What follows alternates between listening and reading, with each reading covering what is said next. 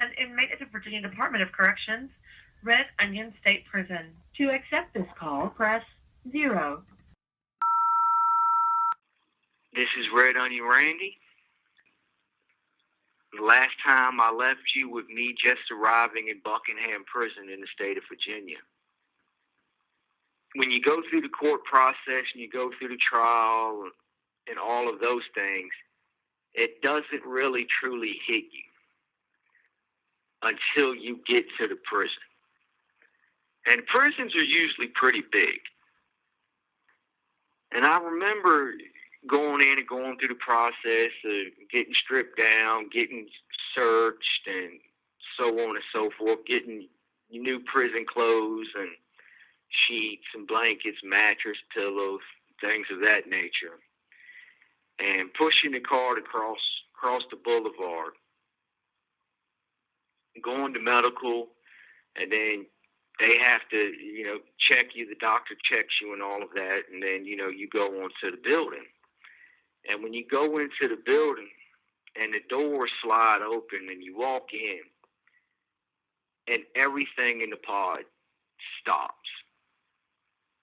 There's no more noise. Every eye in that pod is on you. And there's a bunch of guys in that pod. It's one of those moments where you have an epiphany, a true epiphany. And that epiphany is you realize that you have royally screwed up. That you have pissed your life away. And there is nothing you can do about it except do your time and hope you make it. You have people that are going to test you when you get to prison. You're going to have to fight. Guys are going to pull up on you to see what you're made of. Guys are going to pull up on you and ask you, yo, man, what you in prison? Let me see your charges. And you got two choices. You can show them your charges, or you can fight and still show them your charges. Either way, they're going to find out what you're in prison for. They're going to check. And if you're a child molester or a rapist or something of that nature, your life is going to be holy hell in prison. Child molesters and rapists are at the bottom of the totem pole. Gays in prison aren't respected. Prison is a straight up man's world. And it's always going to be like that because it is such a violent place. So anything to do with sex, you are automatically on the bottom totem pole. Fortunately for me, I'm not a sexual predator, never have been, never will be. It doesn't appeal to me in the slightest.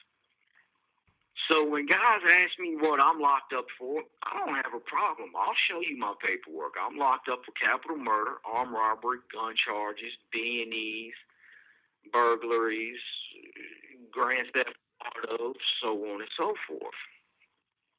Just straight out the gate, I actually have a little bit of respect because I have taken someone's life. And if you take someone's life, you're willing to do it again. So guys in prison really ain't going to push at you too much if you're a murderer because, hey, if they push you too far, you might wind up killing them. But it's still one of those places that you're on edge, especially your first month or two there. You're trying to figure out how does this place work, who is who, what's the pecking order, what COs mess with you, what COs leave you alone, what inmates are going to mess with you, which inmates are going to leave you alone, who's going to show you respect, who's going to disrespect you regardless. It doesn't matter. They just going to disrespect you. How many times you going to have to fight? How many guys are going to pull up in the cell, close the door behind them, and say, yo, look, man, all your commissary, that's mine now. What's she going to do about it? Well, me, I'm going to punch you in the mouth, kick you in the nuts, and whoop your ass. Or I'm going to get punched in the mouth, kicked in the nuts, and my ass whooped.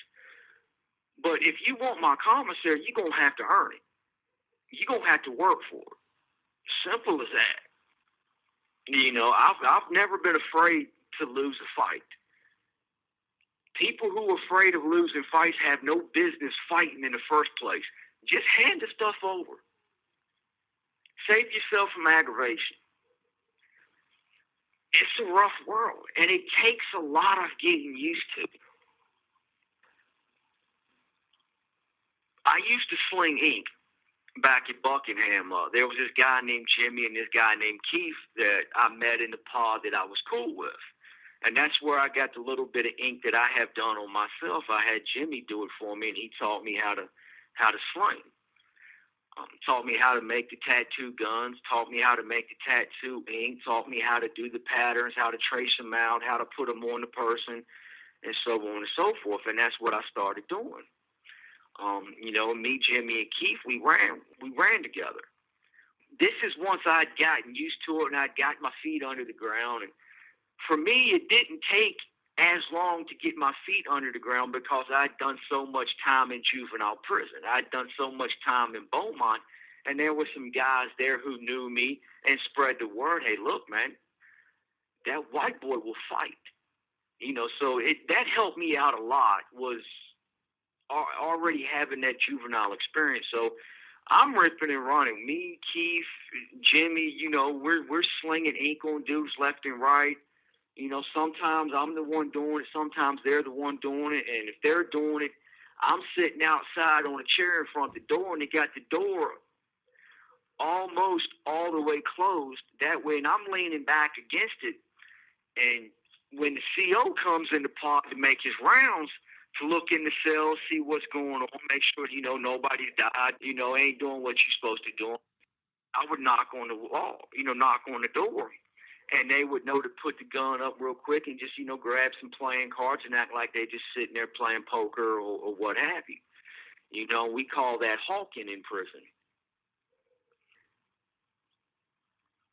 It was pretty smooth there for a while. Really didn't have problems with guys not wanting to pay. We only had one dude who didn't want to pay. This little young dude, you know, little gang member. He come down, he got about $40 worth of work done. And he was supposed to bring commissary out to pay for it on the rec yard. He didn't show up. 2-3 days go by, he doesn't show up. He doesn't come outside for rec or nothing. So we're out there, me, Jimmy, and Keith are talking, and they're talking to some of the guys that are in the pod with him because he's in a different pod than we are. And when they popped everybody out for rec, they popped all the pod doors, and everybody comes down the stairs and go out in the hallway. And it's really easy just to walk into a pod that's not yours and go on up in the cell, do whatever it is that you want to do or whatever it is that you're into. One of the other guys was like, yeah, he's upstairs. You know, I don't know why he's not coming out. And I was like, oh, what pod is he in? Dude told me what pod he was in, and he told me what cell he was in. So I was like, all right, hold up. I'm going to be right back. Because they were still, you know, letting guys in and off of the rec yard. I slide the door open and walk on in. Because the broad in the booth, she opened it for me. Because that's who I was knocking for. It was for her to open the door. And she didn't pay attention. She didn't know I didn't belong in that cell. She cared less, probably. So she opened it up. I walked up on dude. I'm like, yo, man, where our money at?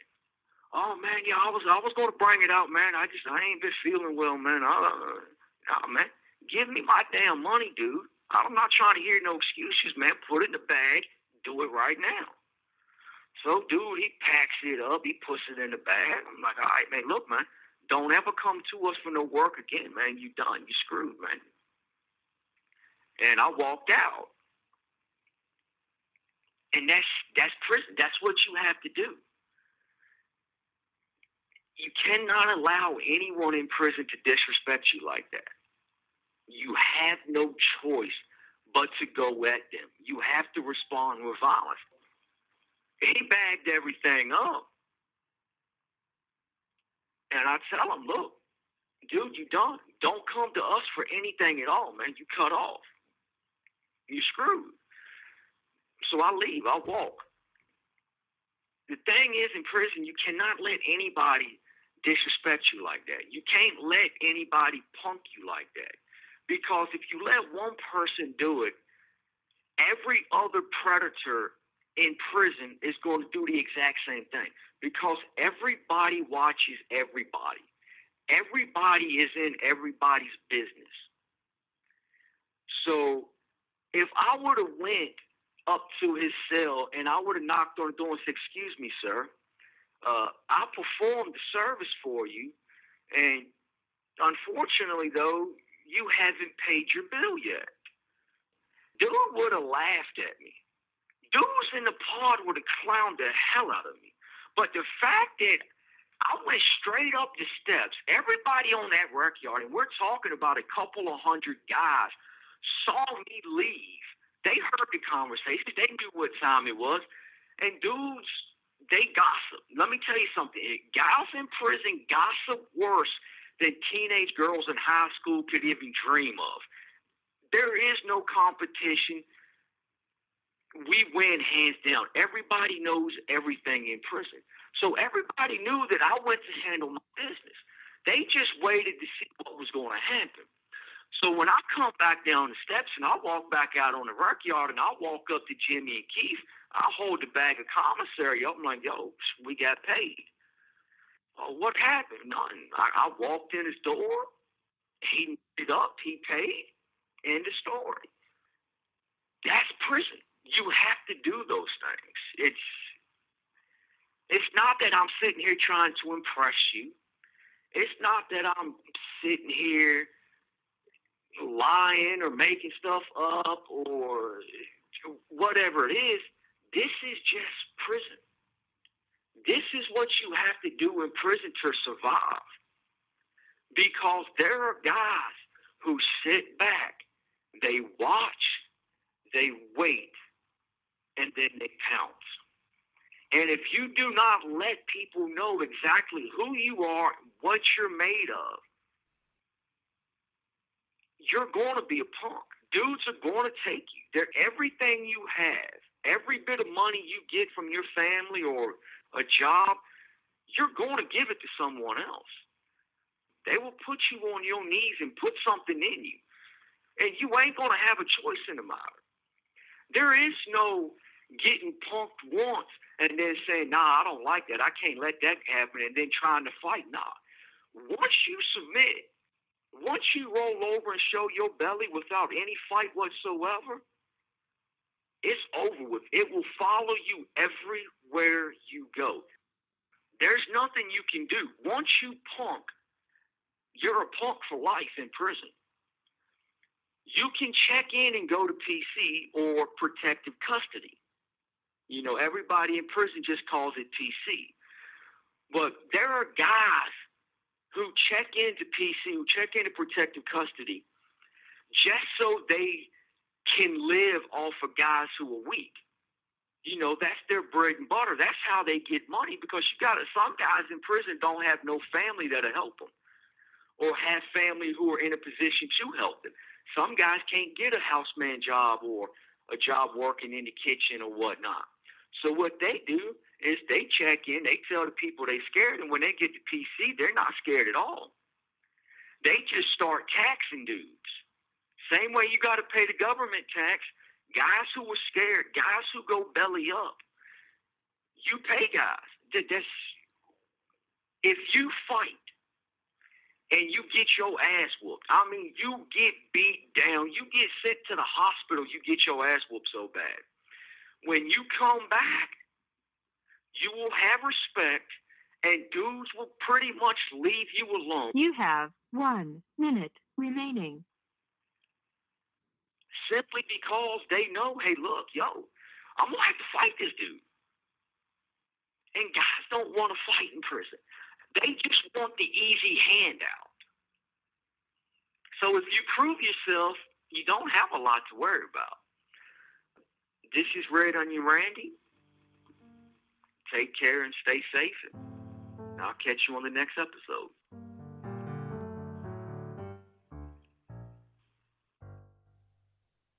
Thank you for using GTL.